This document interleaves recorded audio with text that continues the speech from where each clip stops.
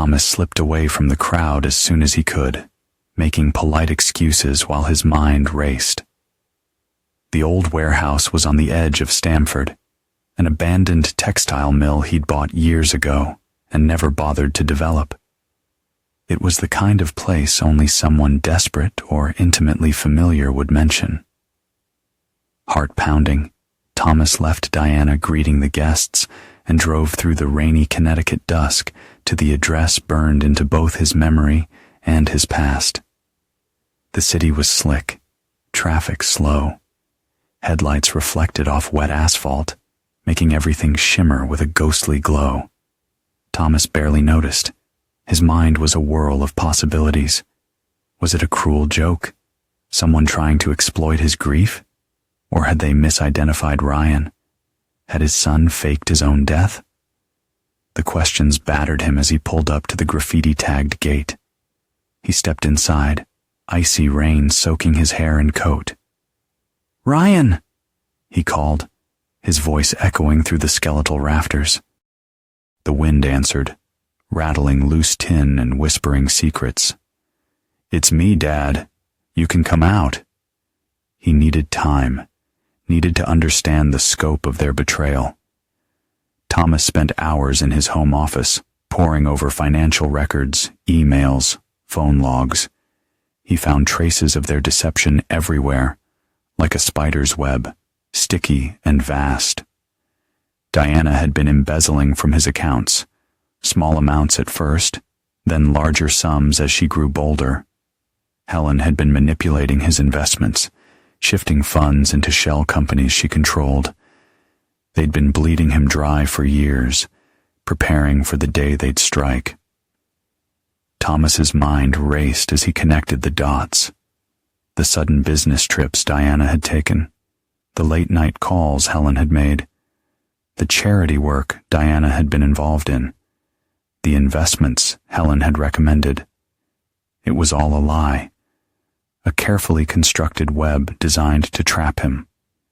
And they'd almost succeeded. But not anymore. Not after Ryan.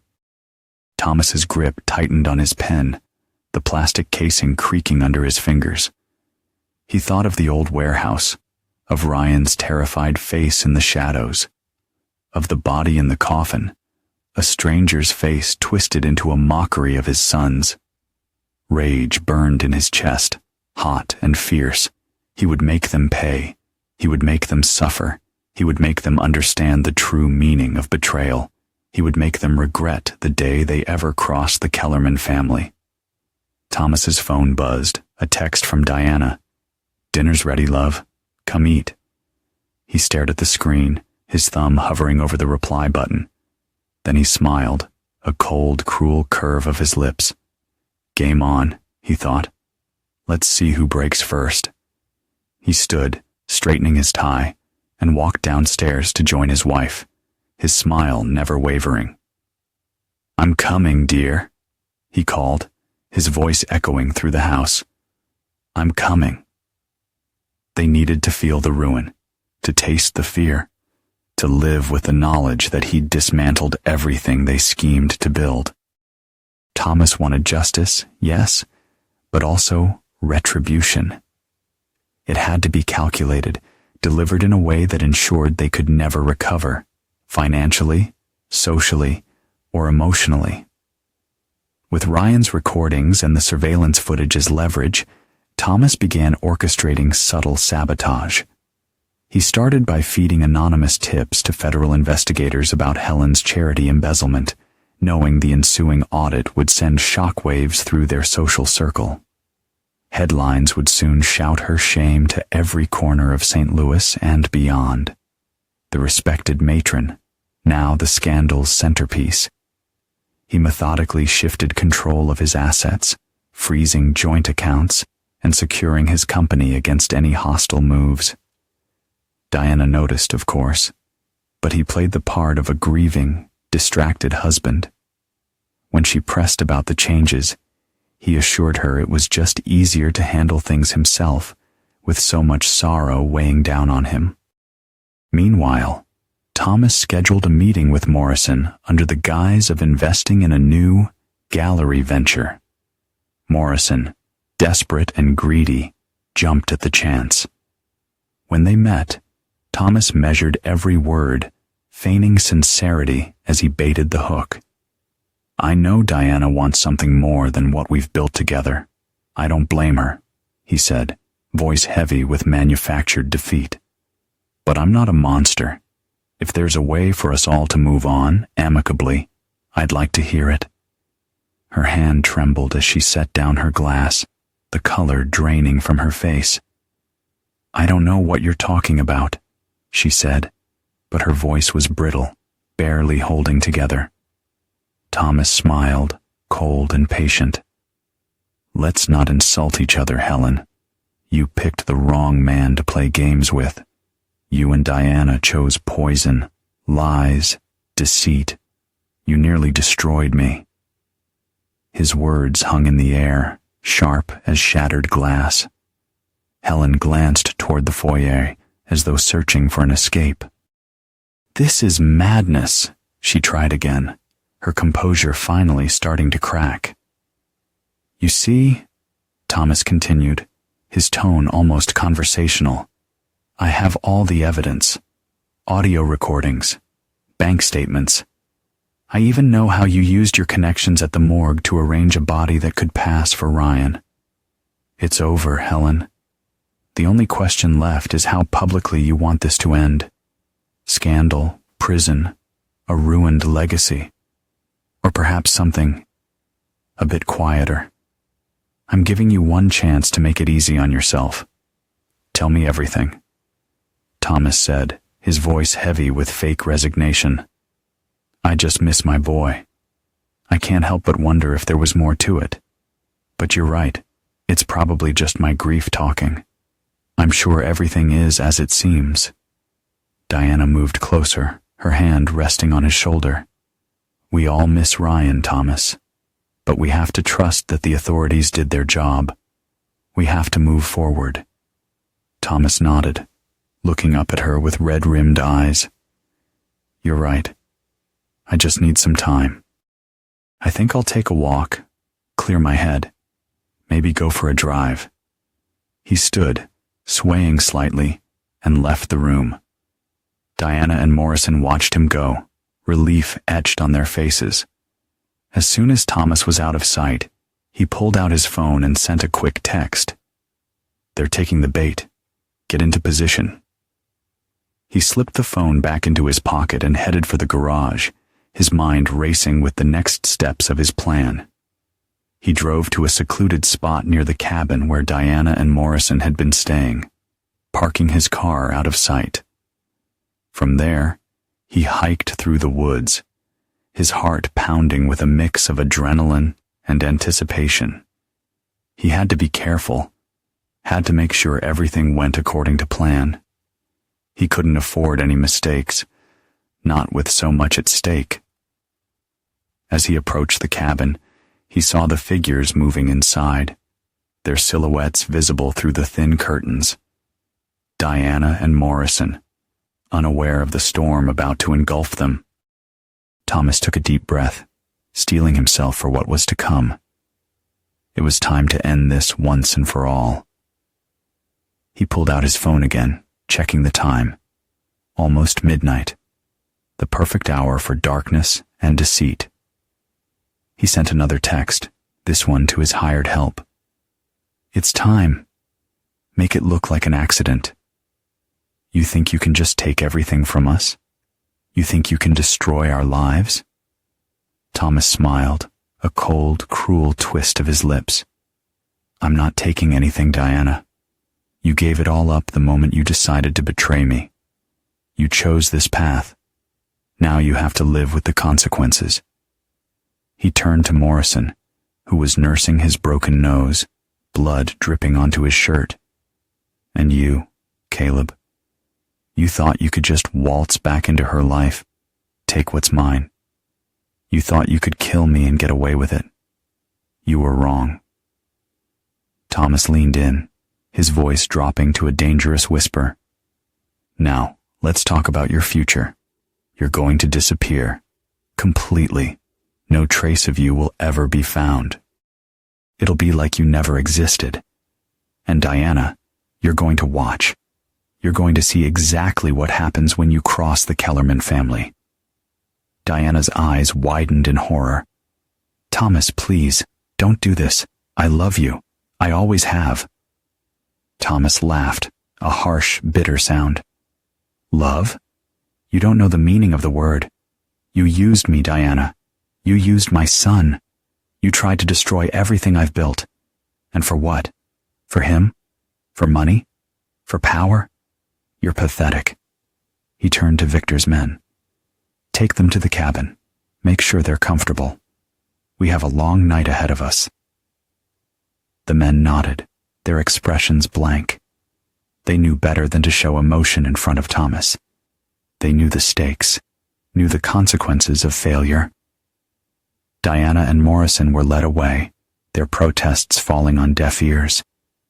Thomas watched them go, his expression unreadable. He took a deep breath, steeling himself for what was to come. This was just the beginning. The real art of suffering was about to begin. He poured himself another drink, the amber liquid sloshing in the glass as he raised it to his lips. To the end of an era, he thought, to the beginning of a new one, to the art of suffering. Diana crumpled, her last hope extinguished. She sobbed into her hands, the chains rattling as she shook with fear and despair. Thomas watched her for a moment, his expression unchanged, before turning away.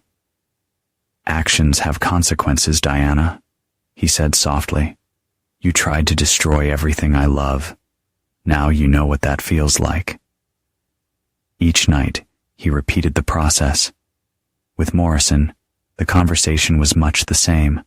Promises, pleas, denials, all met with the same cold indifference. Redemption isn't handed out. It's earned, Caleb, Thomas told him, and there may not be enough time left in your life to pay for what you've done. Days blurred together. Diana lost her pristine composure, her aristocratic poise crumbling as hunger and isolation ate away at her will. Morrison started talking to the shadows, pleading for forgiveness from ghosts only he could see. Thomas documented every minute, storing the footage safely.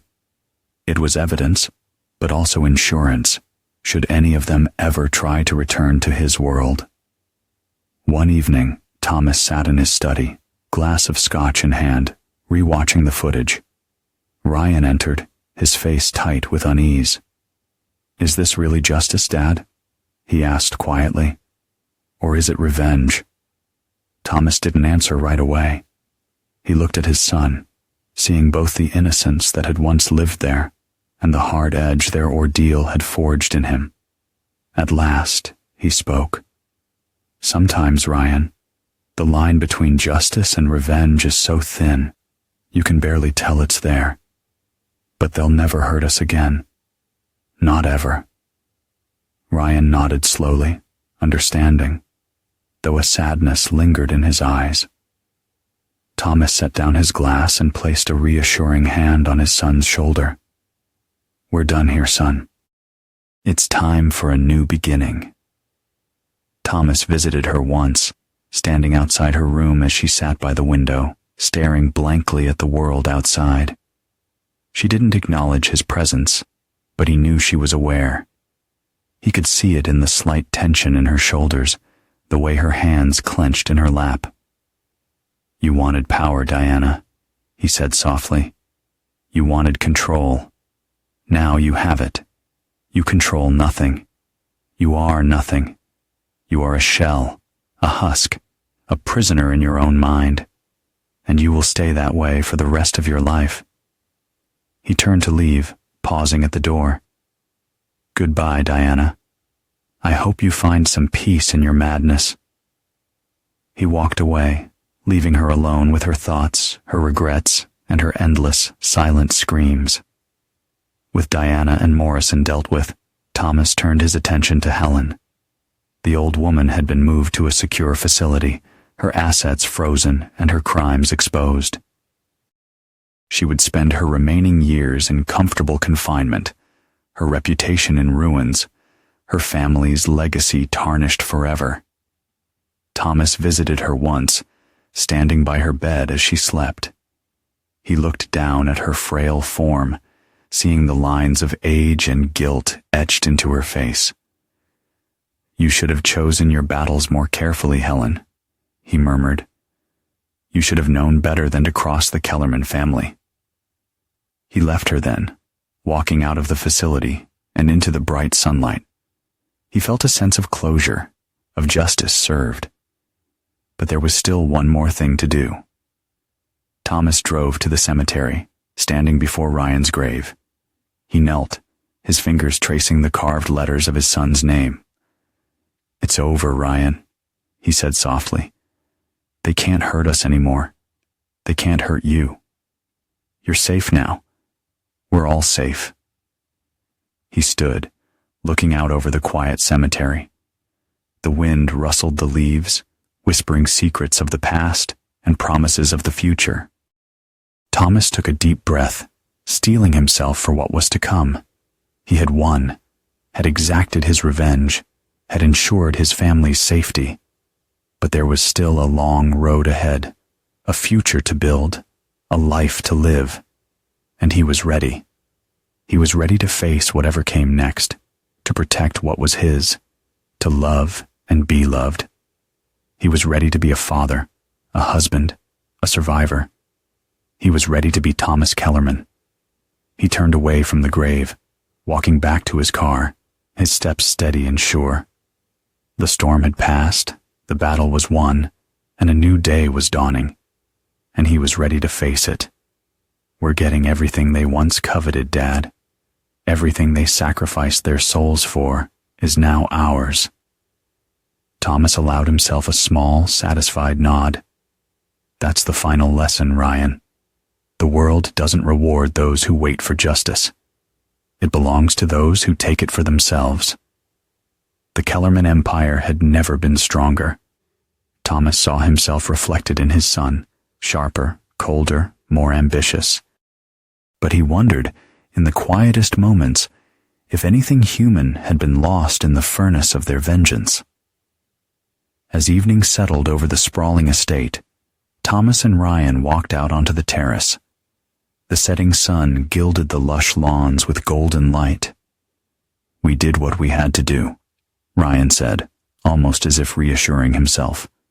"For the family. For us." "Yes," Thomas agreed, his voice unwavering. "Never forget who we are or what it cost to survive. We're Kellermans, and in this world, that means everything."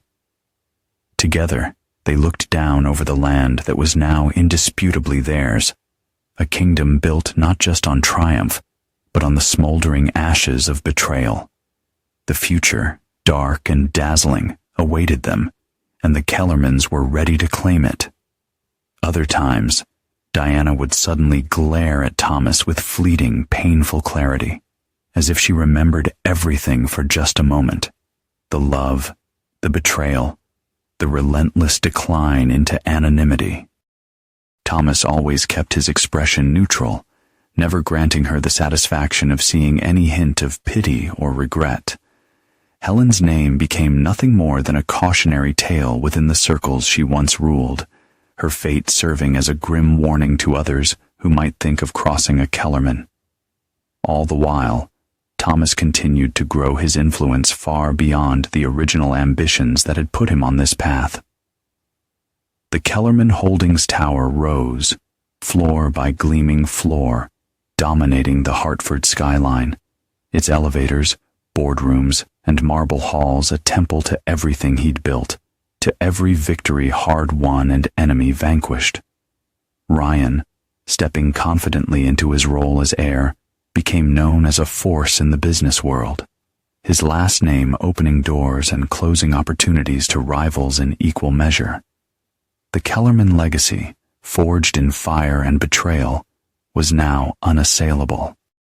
Standing together on the uppermost floor of their new headquarters, father and son looked out over the city as dusk gathered. Below them, the world kept turning, unaware of the battles fought and lines crossed to shape the very reality they ruled. Thomas put a hand on Ryan's shoulder, pride and warning mingling in his voice. Remember, son, the only trust that matters is the one we have in ourselves. Everything else is a negotiation, sometimes with terms, sometimes at the end of a war. Ryan nodded, eyes fixed on the growing city lights. We'll never be vulnerable again. Thomas smiled, resolute. No, not ever. The era of the Kellermans has only just begun.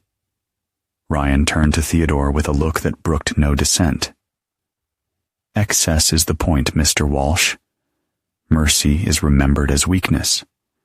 Our competitors should remember that betrayal or even hesitation has a price far beyond dollars. We are not in the business of forgiveness. We are in the business of dominance. The room fell silent, the weight of the young Kellerman's will pressing on everyone present. Thomas watched with a mixture of pride and caution. He recognized himself in his son, but the echoes were sharper, more absolute. For a moment, the memory of Diana, broken and lost, flickered through his mind, but he pushed it away. She had shaped the man at his side, if only by showing just how dangerous love and trust could be. As the board approved Ryan's plan, Thomas rose, his voice calm and authoritative. This company was built on the idea that we set the terms. Every alliance, every agreement, those are only as strong as our reputation for being unyielding. If you believe for a second that kindness wins in this world, you are in the wrong room. After the meeting, father and son walked along the glass corridor surrounding the museum of their carefully rewritten family story. Ryan paused before a wall etched with the Kellerman motto, "Power is protection." Loyalty is everything. We protect what's ours, Ryan said softly, his eyes on the city beyond the windows. But we don't forgive, not ever. Thomas nodded, sensing that whatever warmth had once connected them was long gone, replaced by a mutual respect and an unbreakable bond forged by hardship, betrayal, and victory. Remember it always, Ryan, he said, his voice firm but tinged, just for a heartbeat, with the shadow of everything they had lost. This is our legacy. Ice, not fire. Dominion, not hope. Together, they turned away from the past, facing the future, unyielding and triumphant in a world where the Kellerman name would never again be touched by weakness or betrayal. Ryan nodded, his face an impassive mask. Understood. She serves as a reminder, then, a living lesson to anyone watching.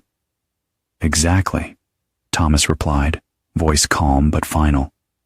The cost of betrayal must always be visible, even if only to ourselves. The conversation shifted seamlessly back to business. To anyone else, it might have seemed cold, but in the world the Kellermans had forged, every act, even those shaped by past hurts, became a tool for the future. As the evening wore on, father and son reviewed expansion plans, legal maneuvers, and future threats. Outside the estate, spring winds rustled through the grounds where so many memories, good and bad, were buried. Inside, the Kellermans plotted and protected their legacy, unyielding and unrepentant. It was clear now that the lessons of the past had been absorbed so completely that sentiment and nostalgia were foreign concepts. In their place was a new Kellerman ethos, power, vigilance, and consequence, etched deep as the engraved words in the marble halls of their new headquarters. And as the night deepened around them, their dynasty stood undiminished, colder than ever, each decision a chisel to the ice of their unassailable legacy. Ryan's voice was cold and measured. I'll be there in 2 hours. We need to handle this personally. No one else can know about this. Thomas agreed, his mind racing with possibilities. If Diana had been faking her condition, it meant she'd been plotting something. But what? And how far had she gotten? The drive to the facility was tense. Thomas's mind replayed every interaction with Diana over the past years, searching for any sign he might have missed. Beside him, Ryan was silent, his expression unreadable. Upon arrival, they were escorted to a private room. Diana sat across from them, her eyes clear and focused. She looked older, her hair graying, lines etched deeply into her face. But there was a sharpness in her gaze that Thomas hadn't seen in years. "I knew you'd come," she said, her voice steady. "I knew you couldn't resist the chance to hear what I have to say." Thomas leaned back in his chair, his expression guarded. "And what do you have to say, Diana?" She smiled, a slow, cruel curve of her lips. "I have a story to tell. A story about betrayal, about lies, and about the truth that will finally bring you both down." Ryan's eyes narrowed, but he said nothing, waiting for his father to take the lead. Thomas met Diana's gaze, unblinking. "Let's hear it then. But know this. If you're lying, if you're trying to manipulate us, you'll regret it." Diana laughed, a harsh, bitter sound. "Oh, Thomas, always the threat, always the ice. But this time the ice is melting. This time the truth will set me free. I want my freedom, my reputation, and my son. I want you to admit the truth and face the consequences of your actions." "I want everything you've taken from me," Diana said, her voice steady and determined. "And if you don't give it to me, I'll make sure the world knows what you've done." Thomas studied her, seeing the resolve in her eyes. She was no longer the broken woman he'd left behind. She was a formidable opponent, one who had outmaneuvered him in a game he thought he'd won long ago. "You're bluffing," Thomas said, his voice low and dangerous. "You have no proof. You have no allies. You're a prisoner in this facility, and you always will be." Diana laughed, a sound that sent a chill down Thomas's spine. "You're wrong, Thomas. I have everything I need, and I have people who believe me, people who are willing to help me expose your crimes. You underestimate me at your peril." Thomas stood, his chair scraping loudly against the floor. "We'll see about that," he said, his voice cold and final. "But know this, Diana. If you try to take what's mine, I will destroy you, completely and utterly." He turned and walked away, leaving Diana alone in the room, her smile fading as the reality of her situation settled in. But as Thomas left the facility, he couldn't shake the feeling that he'd just made a grave mistake. He'd underestimated Diana, and now he might be paying the price. He pulled out his phone and dialed Ryan. "We have a problem. Your mother is no longer the broken woman we left behind. She's a threat, and she needs to be dealt with permanently." Thomas nodded, understanding the cold logic in Ryan's words. "She's left us no choice. We have to eliminate the threat permanently. But we need to be smart about it. We can't let this blow back on us." Ryan turned to face his father, his eyes hard and determined. "I have a plan, but it's going to take some careful orchestration. We need to make it look like an accident, something that can't be traced back to us. And we need to do it quickly, before she can act on her threats." Thomas listened as Ryan outlined his strategy, a sense of grim satisfaction settling in his chest. His son had truly become a master of the game, cold and calculating in a way that even Thomas had to admire. "It's risky," Thomas said when Ryan finished, "but it's our best option. Let's move quickly. Time is against us." Over the next 24 hours, they worked in tandem, coordinating with Viktor Petrov and other trusted allies to set the stage for Diana's demise. The plan was intricate, involving forged documents, manipulated security footage, and a carefully staged accident that would leave no trace of foul play.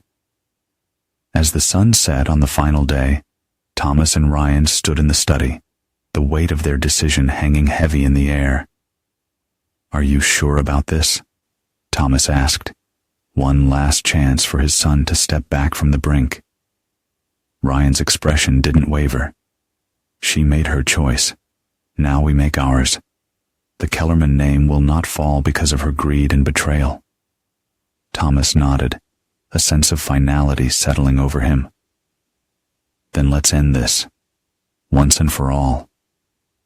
Together, they stepped out into the night, ready to face the consequences of their actions and secure the future of their dynasty. The stage was set, the players in place, and the final act of their long, twisted drama was about to begin. "Don't touch me," he growled. "You lost that right when you decided to poison my father and fake my death. You're nothing to me. Less than nothing. You're a traitor, a liar, and a murderer. And now you're going to pay for what you've done." Diana's tears turned to sobs, but Ryan showed no mercy. "You had 24 hours to destroy us. Now we have 24 hours to end this once and for all. You're going to sign a confession, admitting to everything. Your affair with Morrison, your plot to kill my father, your role in faking my death. And then you're going to disappear. Forever." Diana looked to Thomas, her eyes pleading. "Thomas, please, don't let him do this. I'm his mother."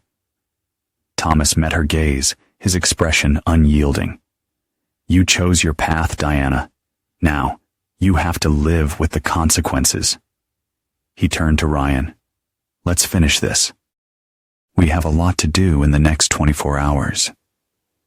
As they left the room, Diana's sobs followed them, a haunting reminder of the woman she'd once been and the monster she'd become. Over the next day, they worked swiftly and efficiently, orchestrating the final stages of their plan. Diana signed the confession, her hand shaking as she put pen to paper. She was moved to a secure location, a remote cabin in the woods, where she would spend her final hours. Victor's people were already in place, ready to make her disappearance look like a tragic accident. As the sun set on the final day, Thomas and Ryan stood outside the cabin, the weight of their decision hanging heavy in the air. "Are you sure about this?" Thomas asked one last time. Ryan's expression was cold and determined. "She made her choice. Now we make ours. The Kellerman name will not fall because of her greed and betrayal." Thomas nodded, a sense of finality settling over him.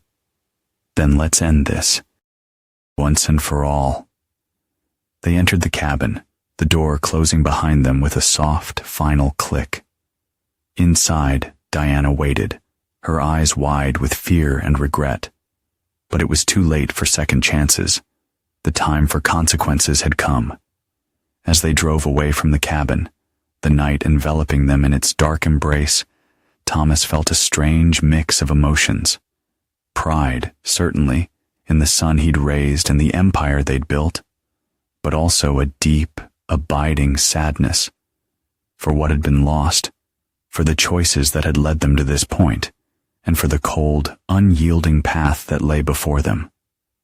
He glanced at Ryan, his profile stark and unyielding in the dim glow of the dashboard lights. The young man was already planning, strategizing, his mind a whirlwind of contingencies and countermeasures. There was no room for sentiment, no space for regret, only the relentless drive to protect and preserve the Kellerman legacy. "We did what had to be done," Thomas said, more to himself than to his son. Ryan nodded, his voice steady and sure. "She left us no choice. She chose her path, and now she's paid the price." The cabin was a safe house, a place where the final act of their drama had been carefully staged. Victor's people were already at work, erasing any trace of their involvement.